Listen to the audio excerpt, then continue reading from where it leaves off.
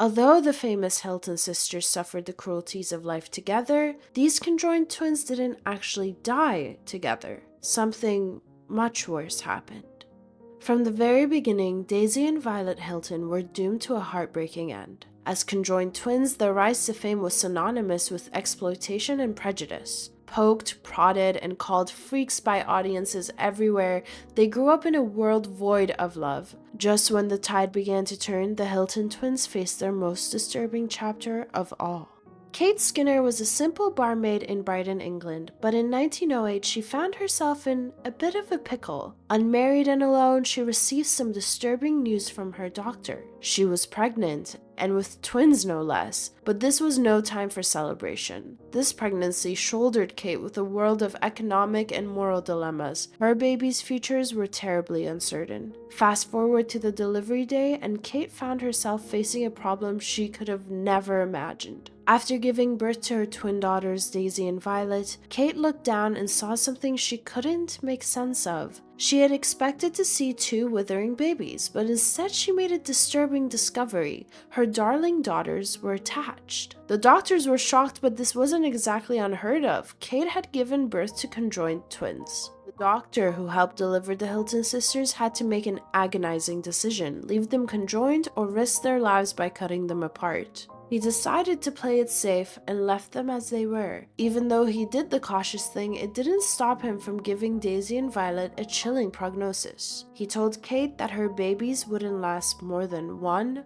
month. Daisy and Violet Hilton seemed destined to be close siblings. After all, they came out of their mother's womb in a remarkable way, joined at the hip and buttocks. But it was the early 20th century in England, and their mother was an unmarried barmaid. To put it mildly, it didn't look like these girls had even a slim chance of anything but a grim future. Daisy and Violet's mother wasn't at all prepared to deal with conjoined twins. What's more is that she harbored a horrible belief. Because she'd had her babies out of wedlock, Kate believed her twins were punishment for her sins. More than anything, she wanted to escape her maternal responsibilities, and so she looked to someone she trusted, her employer, Mary Hilton. But this was a huge mistake. Kate's boss agreed to take Daisy and Violet under her wing. But if you're imagining a kind-hearted lady adopting these adorable girls in a charitable way, think again. You see, Mary Hilton didn't adopt the girls at all. Instead, she did something much darker than that. She bought them. Yes, Kate saw her babies as a pair of freaks and sold them. However, the horrors didn't end there. Mary Hilton took one look at Daisy and Violet, and all she saw was a money-making machine. She quickly moved the twins into a room above her pub and didn't waste her precious time. She exhibited the girls immediately.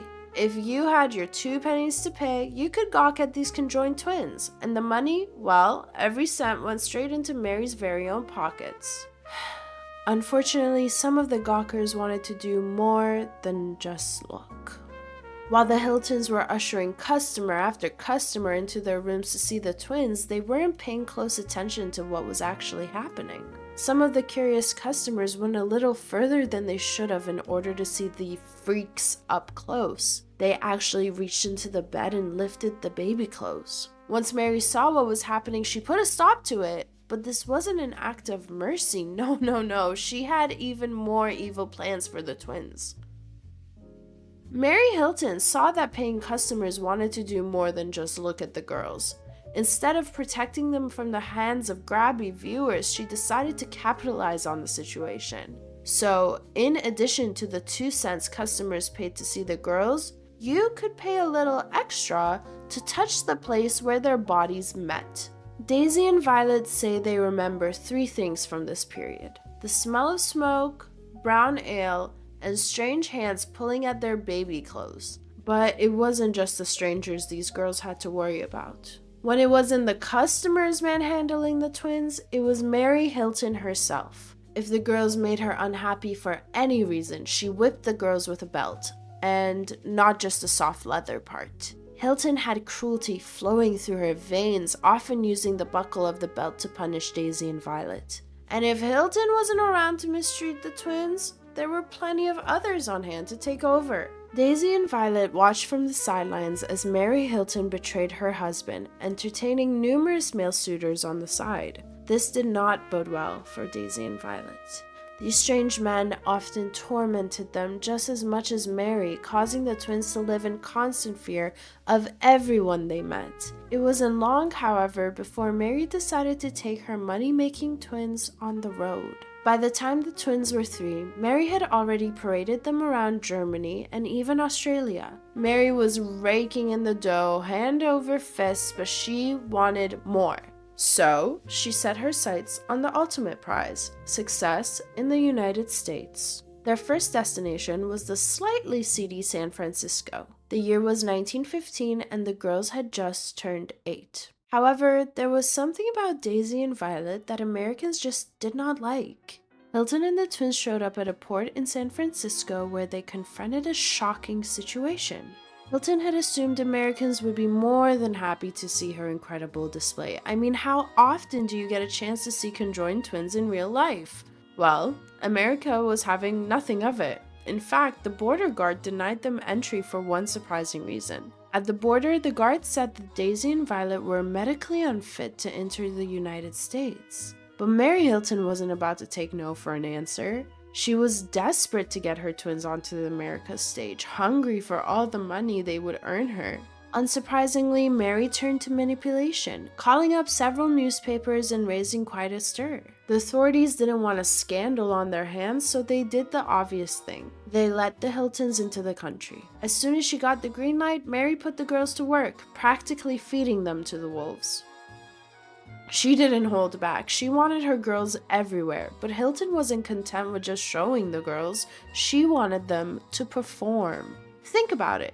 If you had your twin sister attached to your hip, what would be the most difficult talent to master? I'd say tap dancing would be up there in the top 10. Sure enough, Mary forced them to learn tap dancing, and it was straight up humiliation. Poor Daisy and Violet busied themselves with learning how to tap dance. When legendary comic Bob Hope found out what was going on, he did something completely heartless. He put them in his comedy routine, so not only were the girls trying their hardest to put on an entertaining show, but they also faced a crowd of jeering audience members. To the twins' dismay, no matter where they turned, not a single person had their best interests at heart. At this point, there was only one thing that could save the girls from their sad predicament, and it was just around the corner. While they were still in America, the twins' lives changed forever. Their owner, Mary Hilton, passed. While it was certainly bad news for Mary, it was good news for the twins. They'd been under Mary's complete control since they were born, and as they were teenagers, were probably desperate for some much-needed independence. But instead of independence, the girls just got more bad luck. You'd think that the passing of their owner would set the girls free, but that didn't happen. Like any other possession, Mary Hilton had included Daisy and Violet in her estate. So the twins ended up in the hands of Mary's daughter and son-in-law. If the twins had hoped for a better life, they were in for a rude awakening. Edith Myers and her husband were just as bad as Mary, if not worse. Edith and her husband, Meyer Myers, didn't have an ounce of compassion for their living, breathing inheritance. The girls were still held captive and brutally mistreated. The Myers family flayed the girls mercilessly whenever they misbehaved. When it came to capitalizing on Daisy and Violet, Edith Myers came to a stunning revelation. Having tap dancing conjoined twins on the payroll wasn't enough. So, she stopped the performances and made the girls learn something new: music. The Myers family forced Daisy and Violet to practice the violin and saxophone for hours each day. The music lessons were bad enough, but the threats began to reach an all-time low. Edith had complete control over the girls. She kept them mostly in confinement and rarely let them out. Maybe you're wondering why they didn't try to escape. Well, if they did try to leave the house or defy her in any way, Myers would lay down her ultimate threat. She threatened to place them in a mental institution. The girls were most definitely stuck. As long as they were earning money for the Myers, there was no way out. By the 1920s, when Daisy and Violet were teenagers, they were raking in about $5,000 a week with their show. This was a heck of a lot of money back then, but once again, the twins didn't have any control over their finances. Not only did the Myers take all of their hard-earned money, but the girls had no idea how popular they'd become. It didn't seem like Daisy and Violet could catch a break until they met a mysterious stranger.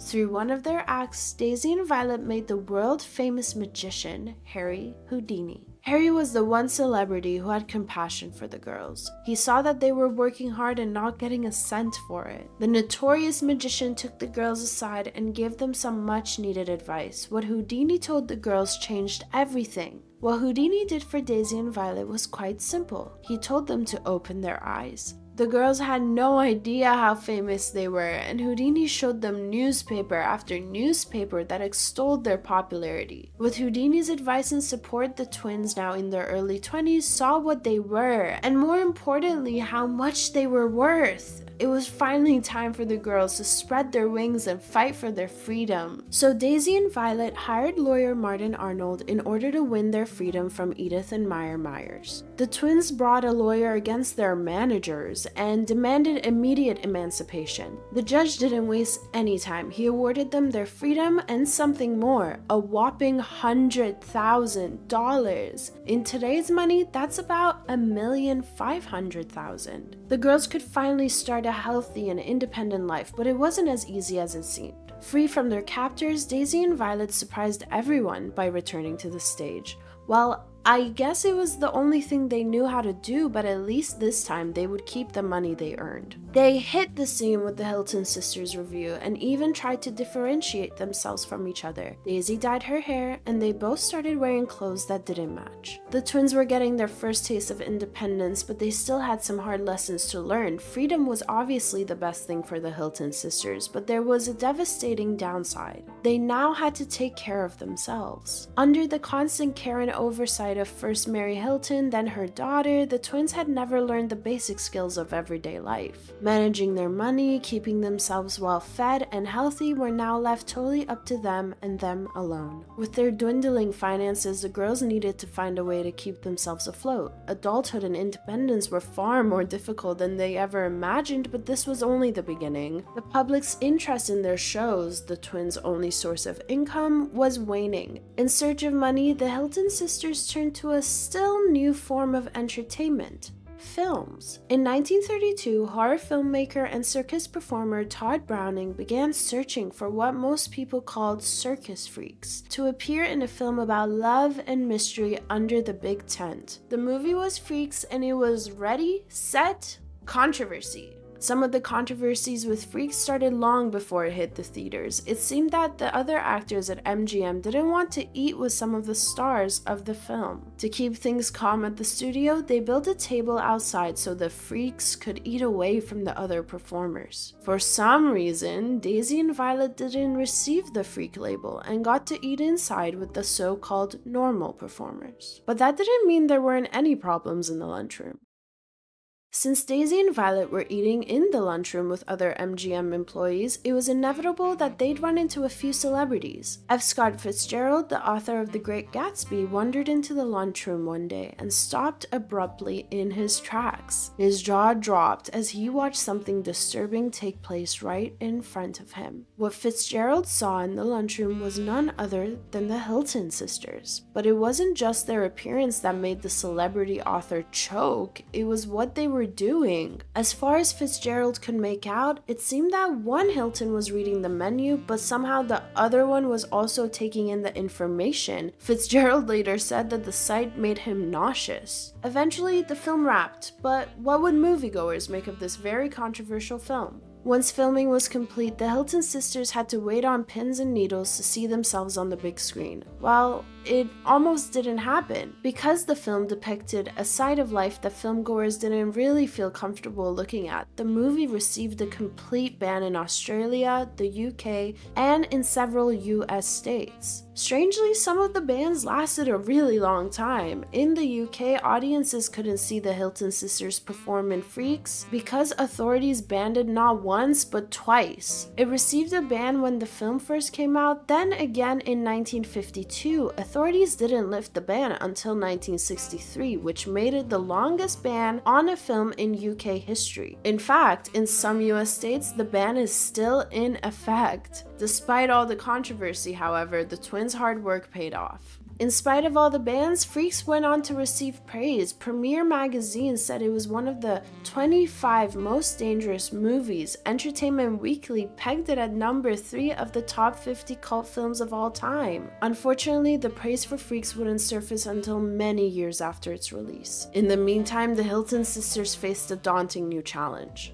Now that the twins were young women and free from their managers, something inevitable came up that proved to be completely awkward. Daisy was the first of the two to take a lover, but how does that work when your sister is always going to be along for the ride? Violet later said that when her sister was being amorous with her boyfriend, she'd simply turn over, read a book, and eat an apple. Eventually, it was Violet who wanted to make an honest woman of herself. Her boyfriend was musician Maurice Lambert, and the two were more than happy about getting married. They applied for a marriage license, but to their shock and dismay, they got a big fat no. Judges across the country called their love indecent and immoral. Once again, the sisters faced extreme prejudice, and it doomed them to immeasurable heartbreak. In lieu of this rejection, Violet and Lambert eventually broke up, but Violet wasn't ready to give up on marriage altogether. The state finally came around and gave Violet the right to marry. However, when she decided to tie the knot, it wasn't for love. Most people consider her wedding to actor James Moore to be more of a publicity stunt than true love. They believe this for two reasons. The couple charged their guests a 25-cent admission fee, and moreover, the groom was gay. Unsurprisingly, Violet and Moore had the marriage annulled 10 years later, but wedding bells would soon ring again. This time, it would be Daisy's turn. Violet's first taste of marriage had been more than a little sour, but that didn't stop Sister Daisy from giving it a try. Unfortunately, there were red flags everywhere. Her groom was the dancer Buddy Sawyer, and he just happened to be gay. This was a recipe for disaster, and only 10 days after the couple said "I do," the marriage was already over. The twins' love lives were messy from top to bottom, but what about their professional lives? By the 1950s, both Daisy and Violet had failed marriages at their backs, and they were in short supply of cash. They were actually pretty desperate and even tried selling fast food for a living. The twins bought a hot dog stand and hoped that their celebrity status would draw customers. The other vendors in the area weren't keen on competing with Conjoined twins, but they didn't need to worry. The business failed spectacularly. Following the failure of their hot dog business, the Hilton sisters finally got a big break. The 1952 film Chained for Life actually used the story of the girls' lives as a starting point. The rest of the film was pure fiction, turning their story into a conjoined twin noir thriller. Daisy and Violet thought that they were finally on the right track, but they were so wrong. Unfortunately, critics weren't buying Chained for Life. Changing the sorrowful and often harrowing life story of Daisy and Violet into a thriller didn't impress critics or entice audiences into the theater. Later, Chained for Life even received an unwelcome accolade. It was included in the worst of the worst film festival. Yes, the film was a failure, but that didn't stop Daisy and Violet from throwing themselves into the spotlight. With a disastrous film behind them, the Hilton sisters did what they could to earn money. Instead of trying to remove themselves from any association with the failed film, they did the opposite. They toured the country promoting it. Daisy and Violet happily appeared at double-billed screenings of Chained for Life and their first film, Freaks. These appearances paid, but they didn't pay well. Life was getting harder and harder for Daisy and Violet, and soon they were circling the drain. The Hilton sisters barely managed to get by on the money they earned from public appearances. In 1961, they pulled into Charlotte, North Carolina for an appearance at a drive-in theater. After the appearance, Daisy and Violet just wanted to get their money and leave. The Hilton sisters couldn't locate their manager. It turned out he'd taken off while the two were performing. The heartless reason? The twins weren't bringing good money anymore. There was, however, something even more devastating about this turn of events. Not only was the manager a source of income for Daisy and Violet, but he was also their ride home. The twins had no money and no wheels, so they had to get resourceful and pragmatic. Instead of returning to show business, the twins ended up getting jobs as cashiers at a local grocery store. Once Daisy and Violet had won over the heart of the grocery store owner, he did something rather touching. He designed a counter that would accommodate the two sisters working side by side. This afforded them a very well-deserved rare slice of normalcy. Unfortunately, fate had another cruel twist in store for them. In 1968, there was a bad case of influenza that ripped across the United States. By Christmas time, both Daisy and Violet had caught the virus and suffered a great deal, but it was so much worse than anyone realized. In the new year, the twins didn't show up for work at the grocery store. The store owner became alarmed and called the local authorities, who broke down the Hilton sisters' door. The officers entered the twins' apartment and found their lifeless bodies. The autopsy confirmed what had actually happened during Daisy and Violet's last days on Earth, and it wasn't a pretty picture. It turned out that the twins hadn't passed at the same time. Daisy went first and Violet second. And the most heartbreaking fact of all, Violet laid beside her deceased sister for up to 4 agonizing days before she too fell victim to the flu.